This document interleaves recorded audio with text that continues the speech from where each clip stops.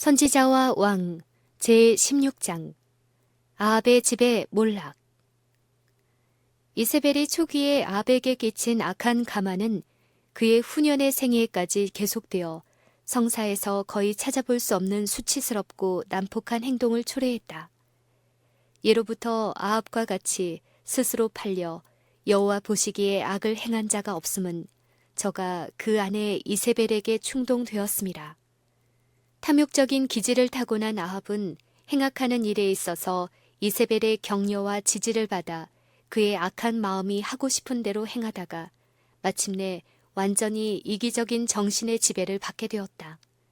아합은 자기의 원하는 바가 거절될 때에는 참을 수 없었고 그가 갖고 싶어하는 것은 당연히 자기의 것이 되어야 한다고 생각했다. 그의 후계자들이 통치하던 시대에 그 나라의 운명에 매우 비참한 결과를 초래했던 아합의 이러한 지배적 특성은 엘리야가 아직 이스라엘의 선지자로 있을 때에 일어난 한 사건에 잘 나타나 있다. 왕의 궁전 가까운 곳에 이스라엘 사람 나봇의 포도원이 있었다. 아합은 이 포도원을 갖기로 결심하고 자기가 그것을 사든지 아니면 다른 땅을 대토로 주겠다고 제의하였다. 아합은 나봇에게 내 포도원이 내 궁 곁에 가까이 있으니 내게 주어 나물밭을 삼게 하라. 내가 그 대신에 그보다 더 아름다운 포도원을 내게 줄 것이요. 만일 합의하면 그 값을 돈으로 내게 주리라고 말하였다. 나봇은 그 포도원이 조상 대대로 내려오는 것이므로 매우 소중히 여겨 내놓기를 거절하였다. 그는 내 10조의 유업을 왕에게 주기를 여호와께서 금하실지로다 라고 말하였다. 레위인의 법에 의하면 어떤 토지도 매매나 교환으로 영구히 양도할 수 없었으며 모든 이스라엘 자손들은 각자 조상 지파의 기업을 지켜야만 하였다. 나봇이 거절하자 욕심 많은 군주는 몸져 눕게 되었다. 이스라엘 사람 나봇이 아합에게 대답한 말로 인하여 아합이 근심하고 답답하여 궁으로 돌아와서 침상에 누워 얼굴을 돌이키고 식사를 아니하였다. 이세벨은 곧 사건의 전말을 알고 왕의 요구를 거절하는 자가 있다는 사실에 분개하였다. 아합에게 더 이상 슬퍼할 필요가 없도록 하겠다고 안심시켰다. 이세벨은 왕이 이제 이스라엘 나라를 다스리시나이까 일어나 식사를 하시고 마음을 즐겁게 하소서. 내가 이스라엘 사람 나봇의 포도원을 왕께 드리리이다 라고 말하였다.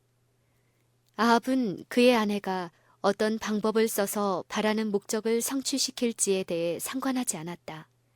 이세벨은 즉시 그의 악한 목적을 달성하기 위해 손을 썼다. 그는 왕의 이름으로 편지를 쓰고 그 위에 왕의 어인을 찍어 나봇이 사는 성읍의 장로들과 귀인들에게 보내되 금식을 선포하고 나봇을 백성 가운데 높이 앉힌 후에 비류 2사람을 그 앞에 마주 앉히고 저에게 대하여 증거하기를 네가 하나님과 왕을 저주하였다 하게 하고 곧 저를 끌고 나가서 돌로 쳐 죽이라고 하였다. 명령은 이행되었다. 그 성 사람 곧 장로와 귀인들이 이세벨이 자기들에게 보낸 편지에 쓴 대로 하였다. 그 후에 이세벨은 왕에게 나아가 일어나 포도원을 취하라고 하였다. 아합은 그러한 일의 결과는 돌아보지 아니하고 무턱대고 그의 권고를 따라 탐내던 토지를 취하기 위하여 나갔다. 왕은 사기와 살인으로 얻은 것을 아무런 견책도 받지 않고 향유할 수는 없었다. 여호와의 말씀이 디셉 사람 엘리야에게 임하여 가라사대 너는 일어나 내려가서 사마리아에 거하는 이스라엘 왕 아합을 만나라. 저가 나봇의 포도원을 취하러 그리로 내려갔나니 너는 저에게 말하여 이르기를 여호와의 말씀이 내가 죽이고 또 빼앗았느냐 하셨다 하라. 그리고 여호와께서는 추가로 아합에게 무서운 형벌을 선언하도록 엘리야에게 지시하셨다.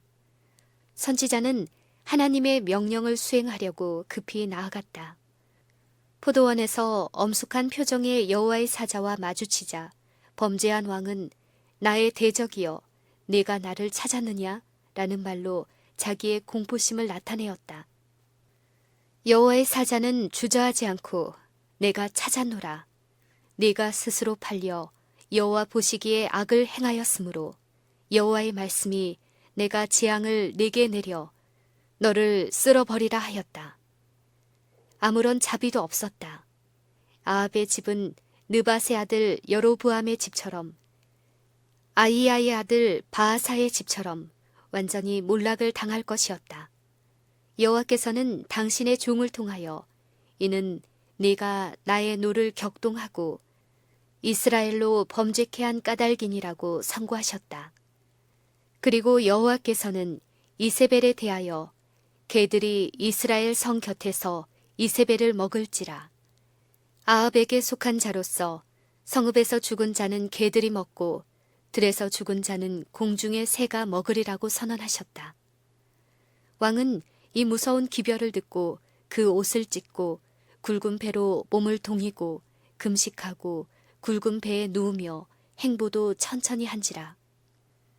여호와의 말씀이 디셉 사람 엘리야에게 임하여 가라사대 아합이 내 앞에서 겸비함을 네가 보았느냐.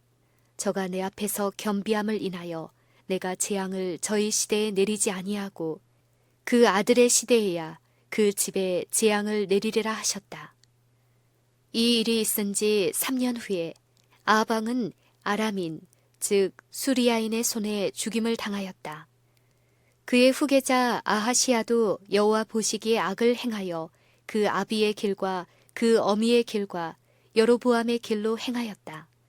그는 그의 아비 아합이 행한 것처럼 바알을 섬겨 숭배하여 이스라엘 하나님 여호와의 노를 격동하였다. 그러나 형벌은 반역한 왕의 죄에 바싹 따라왔다. 손에 막심한 모압과의 전쟁과 그의 생명을 위태롭게 한 사건은 그에 대한 하나님의 분노를 증거하였다.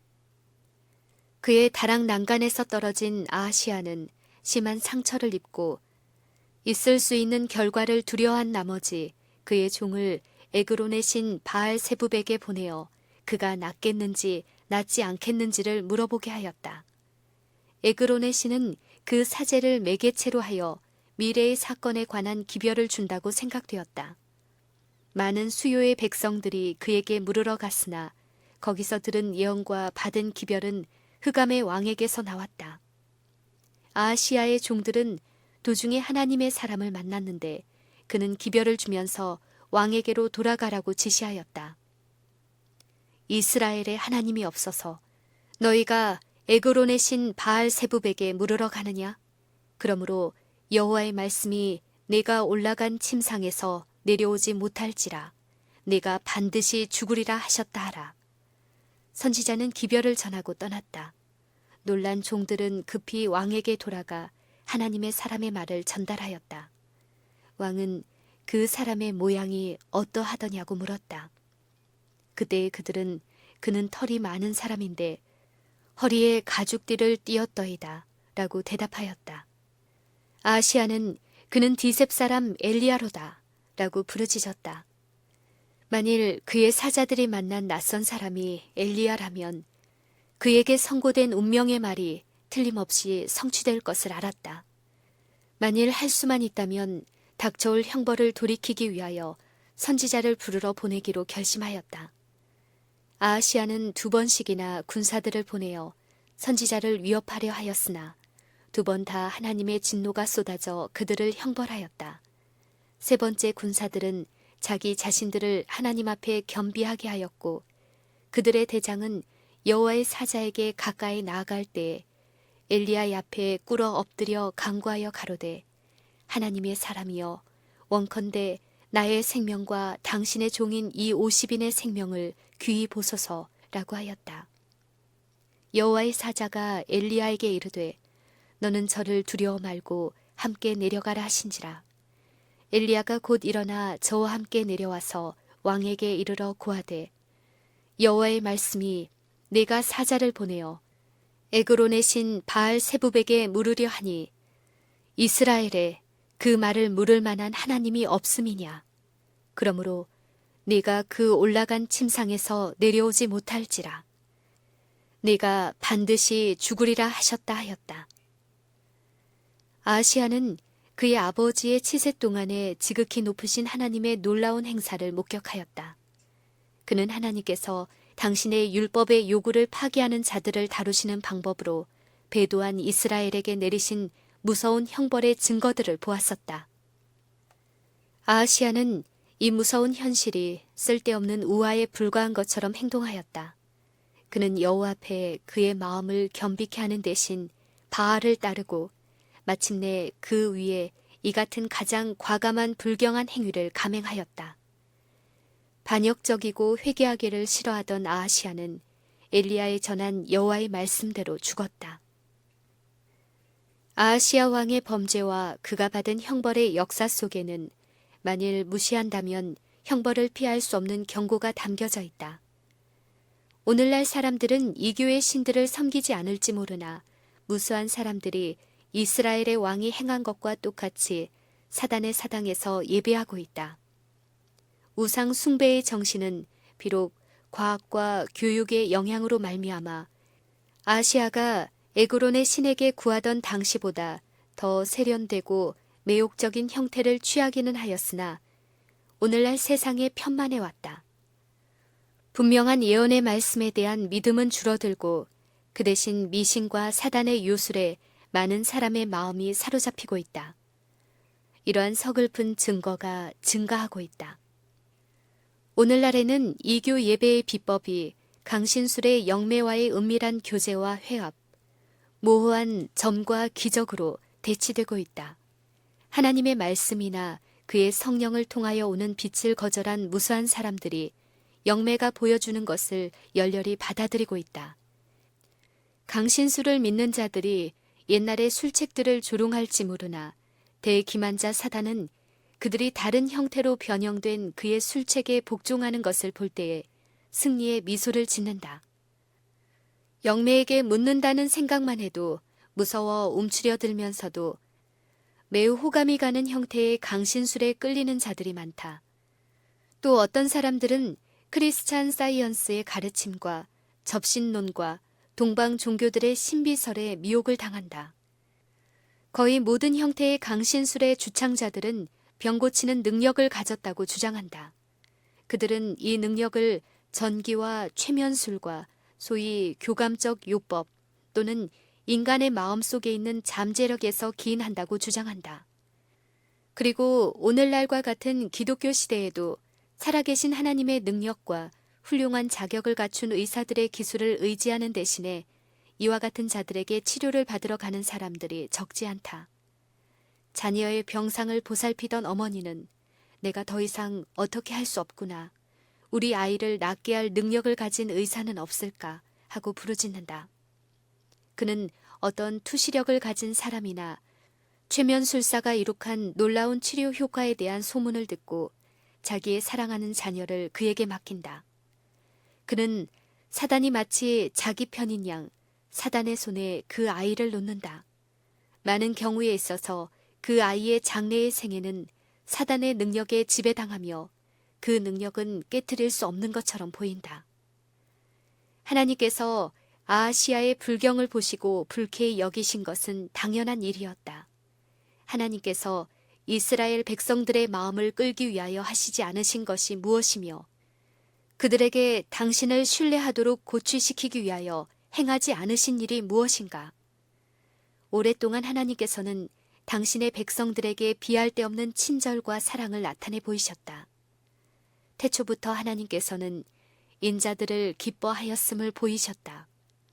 하나님께서는 성실하게 당신을 찾는 모든 자들에게 즉시 도움을 주셨다.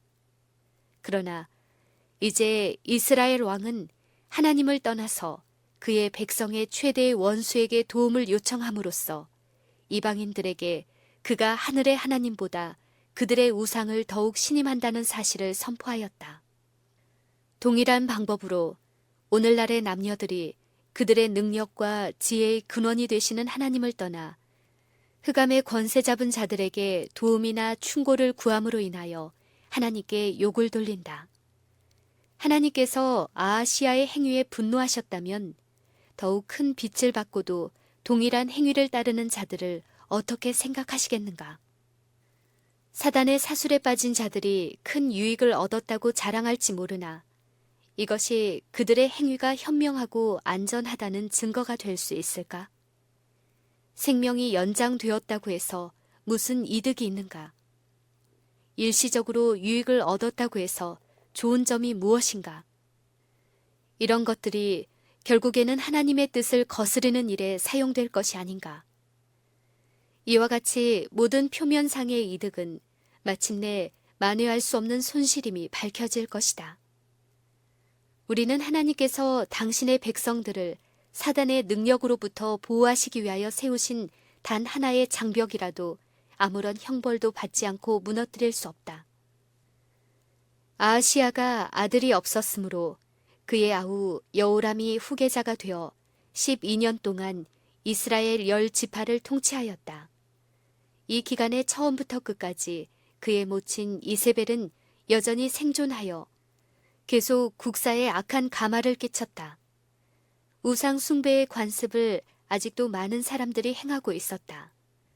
저가 여호와 보시기에 악을 행하였으나 그 부모와 같이 하지는 아니하였으니 이는 저가 그 아비에 만든 바알의 주상을 제하였습니다.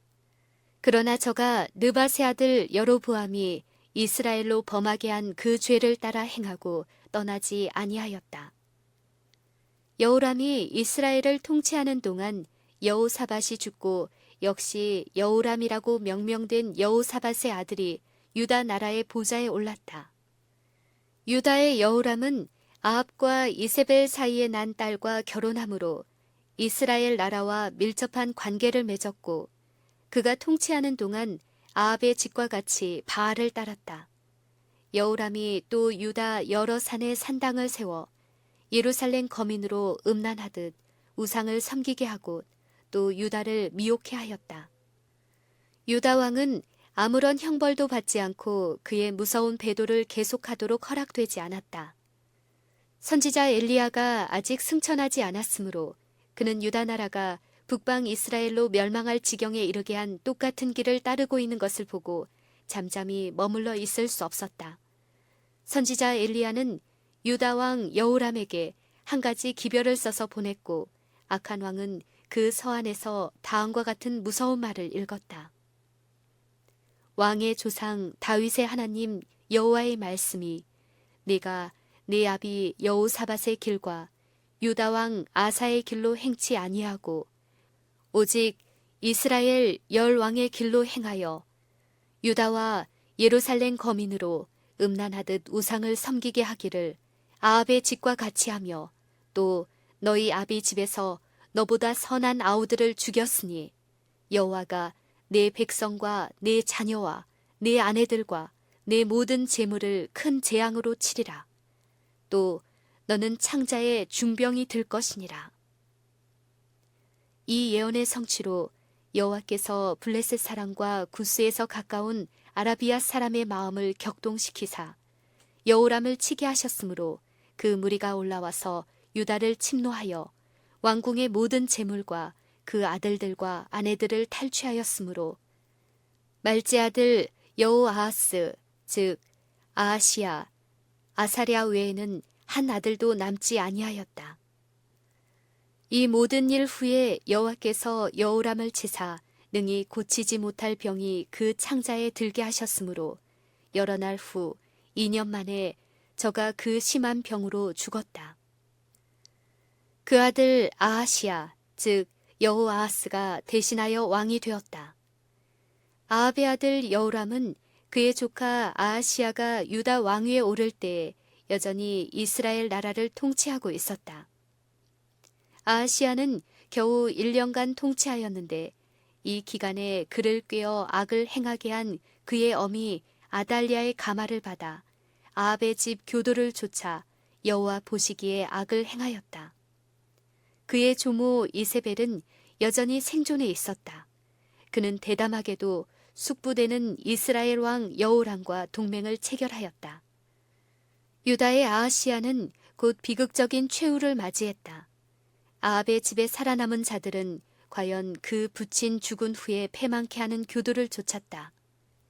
아하시야가 이스라엘에 있는 그의 숙부를 방문하고 있는 동안 선지자 엘리사는 선지자의 생도 중 한 사람을 길르앗 라못으로 보내어 예후에게 기름을 부어 이스라엘 왕을 삼으라는 하나님의 명령을 받았다.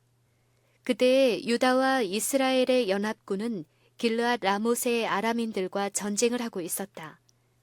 여호람은 전쟁 중에 부상을 입어 예후에게 왕군을 맡기고 이스라엘로 돌아왔었다. 엘리야의 사자가 예후에게 기름을 부으면서 내가 네게 기름을 부어 여호와의 백성 곧 이스라엘의 왕을 삼노라고 선언하였다. 그리고 그는 엄숙히 하나님의 특별한 사명을 예후에게 맡겼다. 여호와께서는 당신의 사자를 통하여 이렇게 선언하셨다. 너는 내 주 아합의 집을 치라. 내가 나의 종 곧 선지자들의 피와 여호와의 종들의 피를 이세벨에게 갚아주리라. 아합의 온 집이 멸망하리라. 예후는 군사들에 의하여 왕으로 추대된 후 급히 이스라엘로 돌아갔다. 그는 거기서 고의로 범죄를 계속하고 다른 사람들을 범죄하도록 이끄는 자들에게 형벌을 집행하는 사업을 시작하였다. 이스라엘의 여호람과 유다의 아하시야와 태후 이세벨과 무릇 아합의 집에 속한 이스라엘에 남아있는 자와 또 그 존귀한 자와 가까운 친구와 제사장들은 모두 죽임을 당하였다. 사마리아 가까이에 있는 바알 예배의 중심지에 살고 있던 바알의 모든 선지자와 모든 섬기는 자와 모든 제사장들을 칼로 베어 죽였다. 신상을 깨뜨려 불사르고 바알의 사당을 회파하였다. 예후가 이와 같이 이스라엘 중에서 바알을 멸하였다. 이와 같이 몰살당했다는 기별이 이세벨의 딸 아달랴에게 전달되었다. 그는 그때 계속 유다 나라에서 명령하는 지위를 차지하고 있었다. 아달랴는 유다의 왕인 자기 아들이 죽은 사실을 알자 일어나 유다 집의 왕의 씨를 진멸하였다. 이 대학살로 왕위에 오를 자격이 있는 모든 다윗의 후손은 요아스라 이름하는 영아 한 사람을 제외하고는 모두 죽임을 당하였다. 요아스는 대제사장 여호야다의 아내가 그를 성전 경내에 숨겼으므로 화를 면했다. 그 후 6년간 이 아이는 숨어 있었고 그동안에 아달랴가 나라를 다스렸다. 이 기간 끝에 레위 사람과 유다 무리가 대제사장 여호야다와 연합하여 아이 요아스에게 면류관을 씌우고 기름을 부어 그들의 왕으로 선포하였다. 무리가 박수하며 왕의 만세를 불렀다. 아달랴가 백성들이 분주하여 왕을 찬송하는 소리를 듣고 여호와의 전에 들어가서 백성에게 이르렀다. 봄에 왕이 규례대로 대위에 섰고 장관들과 나팔수가 왕의 곁에 모셨으며 온 국민은 즐거워하여 나팔을 부는지라. 아달랴가 옷을 찢으며 외치되 반역이로다 하였다.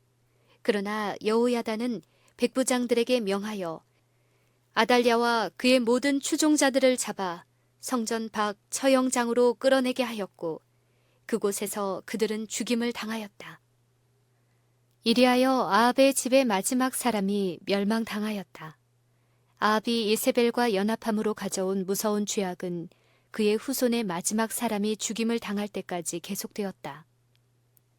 참 하나님께 대한 예배를 공식적으로 벌인 일이 결코 없었던 유다 나라에서 아달랴는 많은 사람을 유혹하는 데 성공하였었다. 회개하지 않은 왕후를 처형한 직후에 온 국민이 바알의 당으로 가서 그 당을 회파하고 그 단들과 우상을 깨뜨리고 그 단 앞에서 바알의 제사장 맏단을 죽였다. 개혁은 계속되었다. 요아스를 왕이라고 선포하는 데 가담한 자들은 저희가 여호와의 백성이 되리라고 엄숙히 언약하였다. 이제 이세벨의 딸의 악한 가마가 유다 나라에서 제거되었고 바알의 제사장들은 살해되었고 그들의 신당은 회파되었으므로 온 국민이 즐거워하고 성중이 평온하였다.